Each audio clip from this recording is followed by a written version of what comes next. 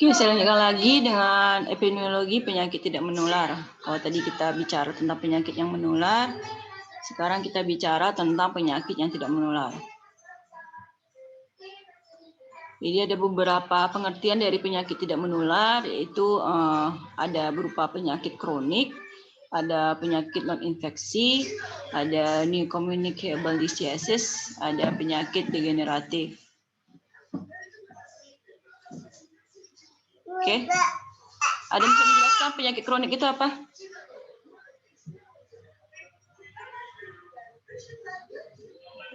Penyakit kronik itu apa sih, Suhanta?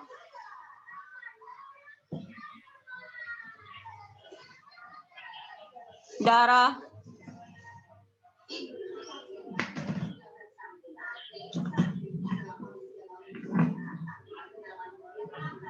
Heavy. Kronik itu penyakit yang lama, Bu.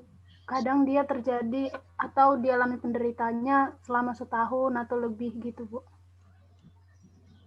Oke. Terima kasih, Heavy. Kalau penyakit non-infeksi?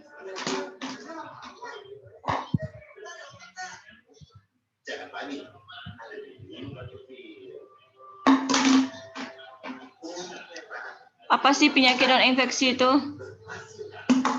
Agus? Penyakit yang tidak disebabkan oleh bakteri, Bu.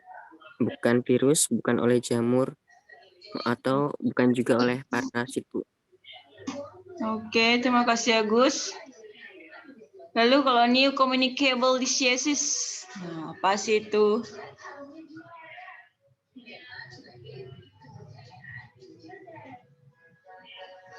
Hemalia, Indri, Daus. Penyakit tidak menular, Bu. Penyakit tidak menular. Oke, penyakit tidak menular. Kalau penyakit degeneratif, ya ini semuanya penyakit tidak menular. Kalau ini new communicable disease ini lebih apanya lagi apa? Lebih spesifiknya lagi.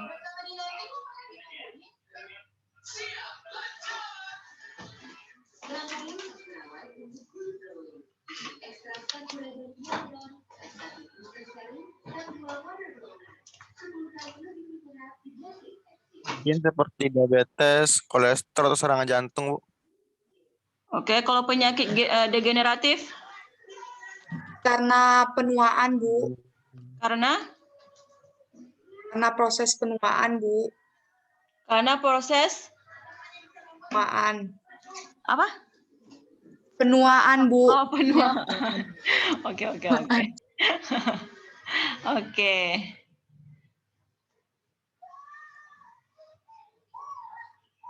Jadi ya, contohnya, jadi klasifikasi penyakit kalau berdasarkan durasi dan etiologinya, jadi ada yang akut, ada yang kronik, ada yang berupa infeksi, penyakit infeksi, atau penyakit yang non-infeksi. Nah, kalau yang berupa, ini ya, kalau berdasarkan durasinya, yang akut dan juga merupakan penyakit infeksi, itu contohnya adalah pneumonia dan tifus. Nah, kalau berdasarkan durasi dan etiologinya, untuk yang kronik dan infeksi itu contohnya adalah tuberkulosis dan lepra. Jadi memang tuberkulosis dan lepra ini biasanya butuh waktu yang sangat lama untuk bisa sembuh. Berbeda dengan pneumonia dan juga tifus. Itu biasanya durasinya bisa lebih singkat. Nah, kalau untuk yang akut tapi dia jenis penyakitnya adalah non-infeksi, itu contohnya adalah keracunan dan kecelakaan. Kalau yang kronik itu contohnya adalah hipertensi, PJK, DM. Apa sih PJK tuh? PJK, DM apa tuh? Degeneratif tadi penuaan ya, dan lainnya. Itu contoh yang non-infeksi. Apa itu PJK? Apa itu DM? Kalau PJK itu, Bu, penyakit jantung koroner. Kenapa? Kalau PJK itu penyakit jantung koroner, Bu. Oke, penyakit jantung koroner. Kalau DM? DM itu penyakit diabetes mellitus. Oke, diabetes mellitus. Jadi jantung sama diabetes mellitus ini memang termasuk dari yang kronik karena dia biasanya jangka panjang penyakitnya. Sama dengan hipertensi atau tekanan darah tinggi. penuaan juga seperti itu. Nah, kalau yang sifatnya singkat itu seperti kayak keracunan tadi ya, keracunan, kecelakaan, masuk dari yang penyakit yang durasinya singkat.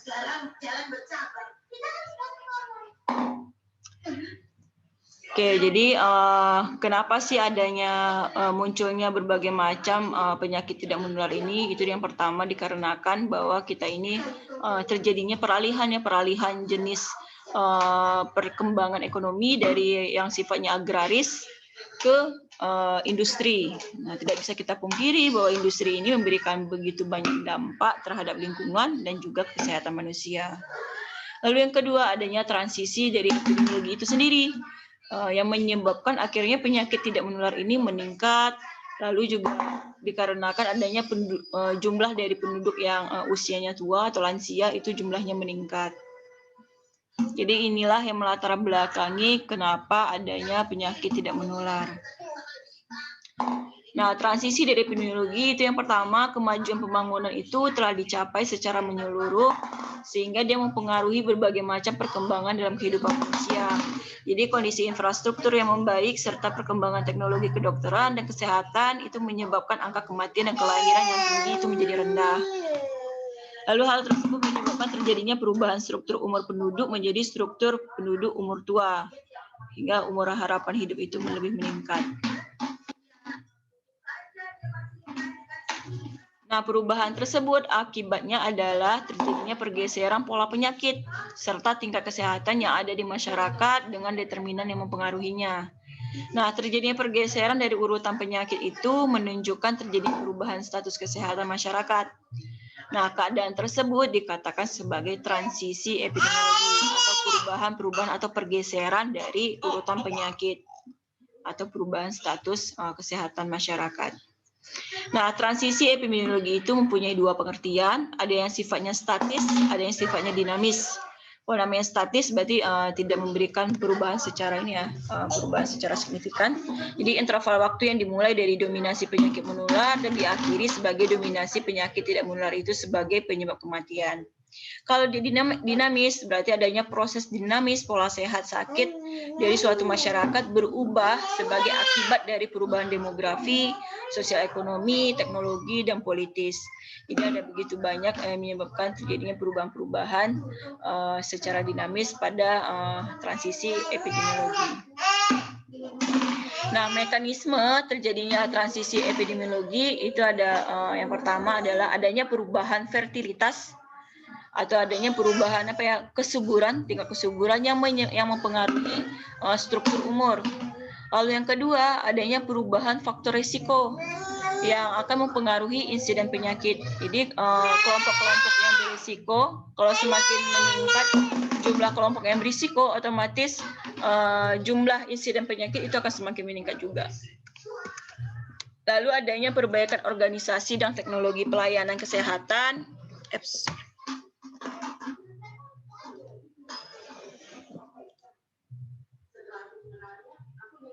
Oke, jadi adanya perbaikan organisasi dan teknologi pelayanan kesehatan yang berpengaruh terhadap crude fatality rate atau CFR.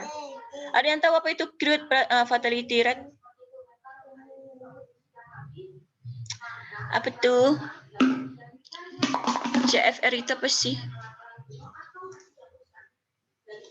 Alif? Elsan? Apa sih CFR itu? Crude fatality rate.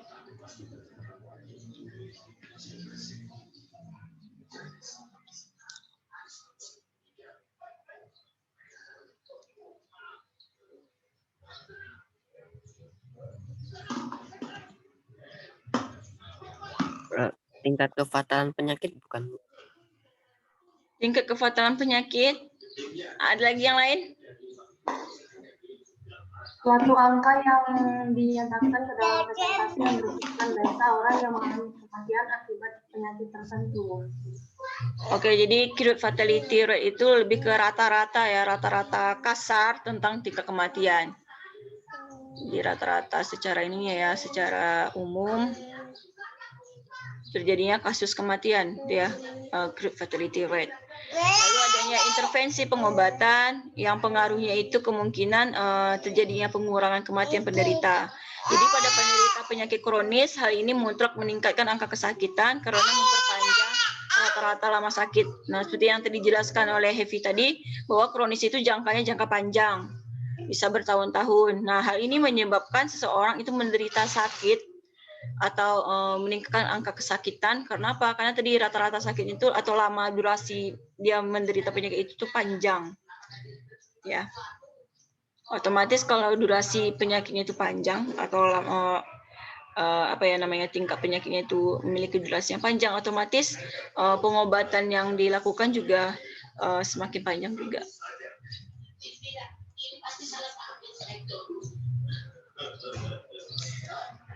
Nah, transisi dari epidemiologi itu diawali oleh transisi demografi. Nah, tahap pertamanya itu adalah berdasarkan dari angka kelahiran dan kematian yang tinggi. Tahap yang kedua, angka kematiannya menurun akibat penemuan obat dan anggaran kesehatan diperbesar. Namun, angka kelahirannya tetap tinggi sehingga pertumbuhan penduduk meningkat dengan pesat. Tahap ketiga, angka kematian terus menurun. Begitu juga dengan angka kelahiran akibat adanya urbanisasi, pendidikan, dan peralatan kontrasepsi atau KB. Lalu yang tahap keempat, bahwa angka kelahiran dan kematian itu mencapai rendah dan pertumbuhan penduduk kembali ke tahap 1. Nah, ini dia balik lagi ke awal tadi.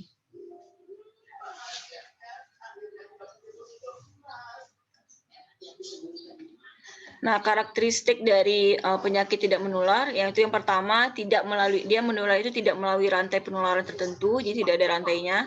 Terus yang kedua, masa inkubasinya itu panjang, atau masa ini dormannya itu panjang. Yang ketiga, berlangsungnya penyakit itu berlarut-larut atau kronis. Lalu yang keempat, kesulitan mendiagnosis. Yang kelima, variasinya itu luas, jadi jenisnya itu sangat banyak. Yang keenam, penanggulangannya itu butuh biaya tinggi, kayak diabetes mellitus tadi, ada penyakit jantung koroner, seorang hipertensi. Nah, itu biasanya biaya pengobatan itu sangat mahal. Lalu yang ketujuh adalah adanya multikausal, jadi ada begitu banyak penyebabnya. Penyebab itu ada begitu banyak faktor penyebab penyakit tidak menular ini. Inilah jenis karakteristik dari penyakit tidak menular. Nah, perbedaan antara penyakit menular dengan yang tidak menular, nah biasanya menular ini banyak terjadi pada negara-negara yang berkembang, kayak negara Indonesia ini termasuk negara berkembang. Lalu kalau penyakit tidak menular itu lebih banyak terjadi atau dijangkit pada negara industri. Itu contohnya seperti kayak Amerika, kayak apalagi Rusia, itu ya, yang negara-negara industri. Lalu kalau yang menular, rantai penularannya itu jelas. Jadi ada rantai penularan, misalnya dari lingkungan fisik yang seperti apa, yang menyebabkan penyakit apa yang meningkat. Nah, kalau yang penyakit tidak menular itu kan tidak ada rantai penularan. Jadi tidak bisa diprediksi munculan dari penyakitnya. Lalu kalau penyakit menular itu dia akut. Maksudnya dia akut adalah waktunya itu durasinya itu biasanya singkat. Sedangkan kalau penyakit tidak menular itu dia sifatnya itu adalah kronis. Jadi jangka waktunya itu jangka durasi penyakitnya itu lama atau panjang. Lalu dari segi jenis penyebab penyakitnya itu biasanya disebabkan oleh mikroorganisme. Tapi kalau penyakit tidak menular itu dia tidak jelas penyebab penyakitnya apa. Lalu kalau penyakit menular dia biasanya single kausal atau satu penyebab. Sedangkan kalau penyakit tidak menular itu multiple kausal atau ada begitu banyak penyebab penyakitnya. Nah, penyakit menular ini diagnosanya itu lebih mudah. Sedangkan kalau penyakit tidak menular itu diagnosanya sulit. Kecuali sudah timbul, sudah ada memunculkan penyakitnya. Tapi kalau dia misalnya tidak menunjukkan gejala-gejala, nah ini sulit untuk didiagnosa atau dilihat atau diketahui secara kasat mata. Tapi kalau penyakit menular, biasanya dari gejala-gejala sudah sangat banyak yang punya gejala sehingga lebih mudah untuk didiagnosa dibandingkan penyakit yang tidak menular. Lalu kalau penyakit menular itu mudah dicari penyebabnya itu apa, sedangkan kalau penyakit tidak menular itu sulit dicari penyebabnya. Lalu dari segi biaya terutama biaya pengobatan itu dari penyakit menular itu biayanya itu relatif murah. Sedangkan kalau penyakit tidak menular itu biayanya itu relatif mahal. Nah, kalau Kalau ini ya, kalau penyakit menular itu biasanya karena dia ada gejala, jadi sangat mudah dilihat ini ya perkembangannya. Sedangkan kalau pada penyakit tidak menular itu ada iceberg fenomena. Apa sih iceberg fenomena ini? Izin menjawab, Bu. Iceberg fenomena itu seperti fenomena gunung es, Bu. Jadi yang muncul di permukaan itu sedikit, tetapi di bawah itu banyak penyebab-penyebabnya, Bu. Oke. Terima kasih. Siapa yang jawab tadi? Heavy, Bu. Oh, Heavy. Oke, terima kasih Heavy. Mana tadi?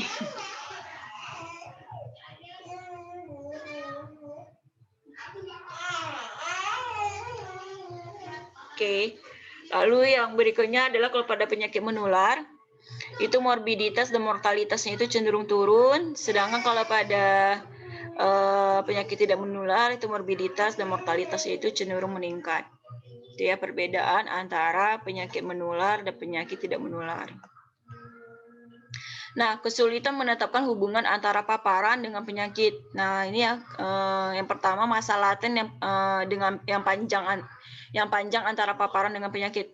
Lalu ada frekuensi paparan tidak teratur, lalu insiden yang rendah, risiko paparan yang kecil, lalu etiologi multikompleks ini ya penyebab-penyebab penyakit tidak menular ini sangat sulit dilihat hubungan antara paparan dan penyakitnya. Kenapa? Karena tadi ya bahwa dia penyebabnya itu ada begitu banyak, ada kompleks, jadi ada multi kausal pada penyakit tidak menular, makanya sulit untuk menetapkan hubungan antara paparan dengan penyakit.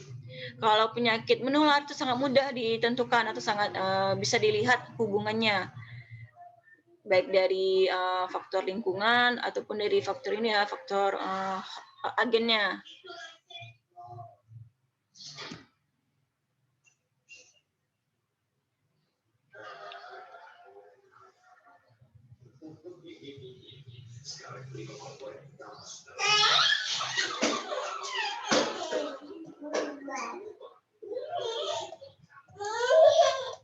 Oke, berdasarkan perjalanan penyakit,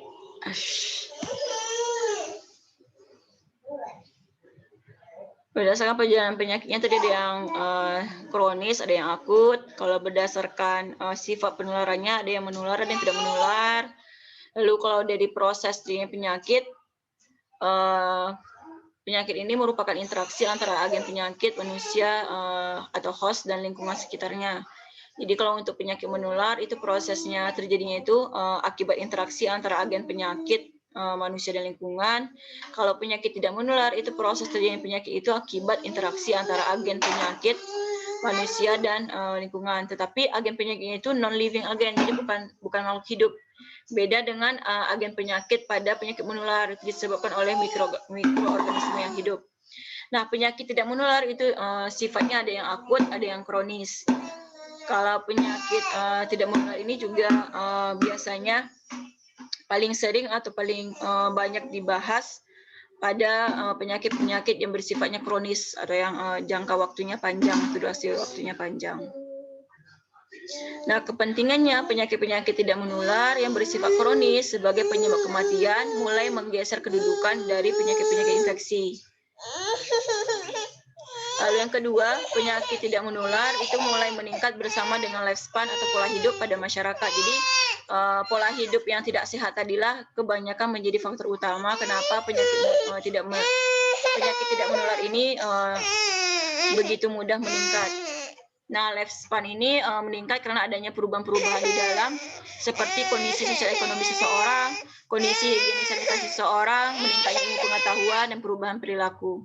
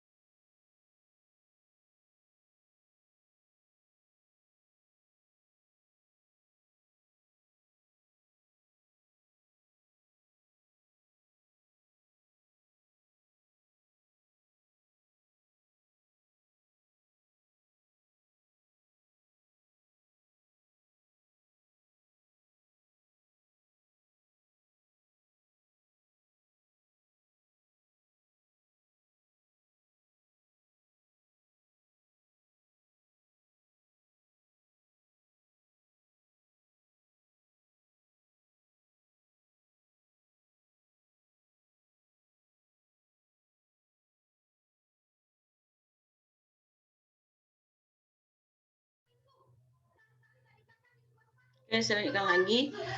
Jadi lifespan itu lebih banyak disebabkan karena adanya perubahan pada kondisi sosial ekonomi seseorang, kondisi higienitas sanitasi seseorang, meningkatnya ilmu pengetahuan dan perubahan perilaku. Kenapa? Karena biasanya dari kondisi sosial ekonomi itu akan mempengaruhi sangat erat hubungannya dengan pola hidup seseorang. Jadi semakin meningkatnya atau semakin tingginya sosial ekonomi seseorang, otomatis pola hidupnya juga akan semakin tinggi dan biasanya lebih cenderung menyukainya, cenderung menyukai sesuatu yang instan, makanan siap saji.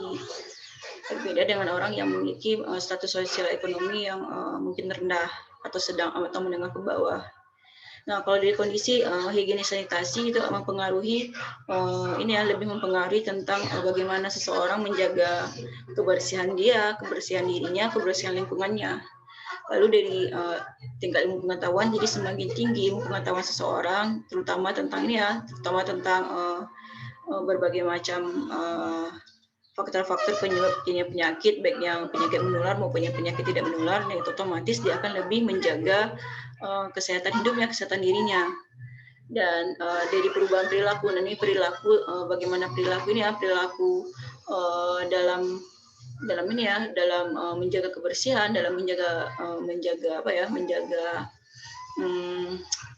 lingkungan sekitar. Ini merupakan termasuk dari faktor-faktor yang biasanya menyebabkan pola hidup ataupun lifespan seseorang itu dapat meningkat.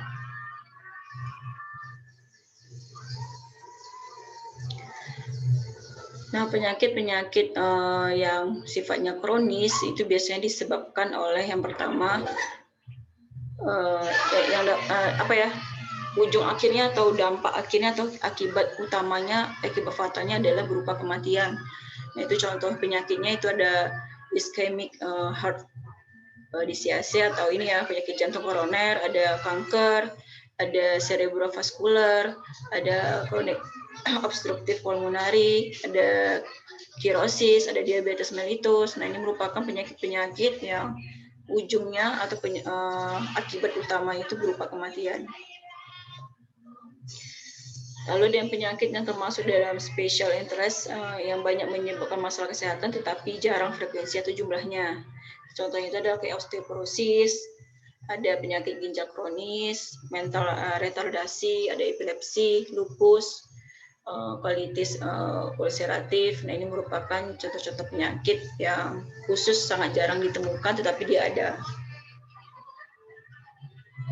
Nah, ini merupakan jenis-jenis penyakit yang termasuk menjadi perhatian pada masa yang akan datang, yaitu ada defisiensi nutrisi atau malnutrisi, ada alkoholisme, ada ketagihan alkoholisme, lalu ada ketagihan obat-obatan obat-obatan terlarang atau narkoba, ada berupa penyakit mental, ada penyakit yang berhubungan dengan lingkungan pekerjaan atau lebih ke tentang stres pekerjaan. Nah, ini merupakan penyakit-penyakit tidak menular yang akan menjadi yang biasanya menjadi fokus pada masa-masa yang akan datang. Bukan hanya masa yang akan datang, masa sekarang pun sudah banyak terlihat terlihat dampak-dampaknya.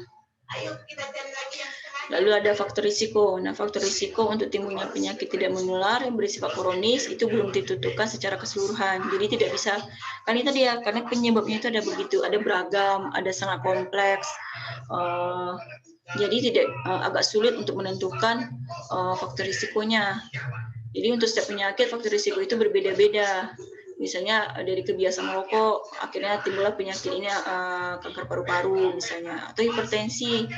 Misalnya hipertensi ini ada banyak ya, bisa jadi dia ada bawaan misalnya bawaannya itu karena ini carrier dari keluarganya, ada yang berupa karena dia tidak sulit untuk mengendalikan emosi, suka marah-marah, atau ada dikarenakan penyakit dari pola makan yang tidak sehat. Jadi ada begitu banyak penyebab dari dari berbagai macam penyakit pada penyakit yang tidak menular ini. Lalu ada hiperkolesterolemia atau kolesterol tinggi. Itu juga penyebabnya ada berbagai macam berbagai macam faktor penyebabnya. Nah, satu faktor risiko itu dapat menyebabkan penyakit yang berbeda-beda. Nah, contohnya itu kayak merokok. Merokok itu bisa menimbulkan kanker, bisa menyebabkan penyakit jantung koroner, bisa menyebabkan kanker laring. Jadi ada tiga penyakit tidak menular yang dapat disebabkan oleh satu faktor risiko, yaitu merokok. Lalu untuk kebanyakan penyakit, faktor-faktor risiko yang telah diketahui hanya dapat menerangkan sebagian kecil kejadian penyakit, tetapi etiologinya secara pasti itu belum diketahui. Jadi tidak bisa dipastikan bahwa misalnya penyakit jantung itu disebabkan oleh faktor A, hanya faktor A yang akan menyebabkan penyakit A. Tidak bisa seperti itu kalau di penyakit tidak menular. Kenapa? Karena faktor penyebabnya itu ada begitu banyak, dan penyakit yang ditimbulkan pun dari satu faktor itu ada begitu banyak. Jadi tidak bisa dijelaskan etiologinya secara pasti pada penyakit yang tidak menular. Nah, faktor-faktor risiko yang telah diketahui ada kaitannya dengan penyakit tidak menular yang bersifat kronis. Contohnya itu adalah tembakau, alkohol, kolesterol, hipertensi, diet, obesitas, aktivitas, stres, pekerjaan, lingkungan masyarakat sekitar, lalu juga gaya hidup atau lifestyle. Nah, ini merupakan faktor-faktor risiko yang erat kaitannya dengan penyakit tidak menular. Nah, adapun karakteristik tadi ya sudah dijelaskan di awal bahwa adanya interaksi antara agen yang non-living agen atau yang tidak hidup dengan host, dalam hal ini adalah manusia, berupa faktor predisposisi, infeksi dan lain-lain, dan lingkungan sekitar.